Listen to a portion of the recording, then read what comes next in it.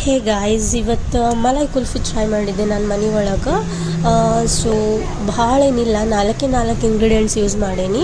So 1 litre ಹಾಲು, 2 table spoons of ಇಲೈಚಿ powder ಅಂದರೆ ಏಲಕ್ಕಿ ಪುಡಿ, next 4 spoons of sugar powder ಸಕ್ಕರೆ ಪುಡಿ, ಅದಾದಮೇಲೆ ಡ್ರೈ ಫ್ರೂಟ್ಸ್ ಯೂಸ್ ಮಾಡೀನಿ. ಸೊ ಆಬ್ವಿಯಸ್ಲಿ ಸಮ್ಮರ್ ಸೀಸನ್ ಐತಿ, ಎಲ್ಲರಿಗೆ ಐಸ್ ಕ್ರೀಮ್ ತಿನ್ಬೇಕಂತ ಅನಿಸ್ತದಲ್ಲ. ಸೊ ನನ್ನಂಥ ಲೇಝಿ ಪೀಪಲ್ ಹೊರಗೆ ಹೋಗಿ ಏನು ತೊಗೊಂಬರ್ಲಾರ್ದೆ ಮನೆಯೊಳಗೆ ಕುತ್ಕೊಂಡು ಎಲ್ಲ ಬೇಕಂತಾರಲ್ಲ, ಅಂಥವ್ರು ಇದನ್ನು ಟ್ರೈ ಮಾಡಿರಿ.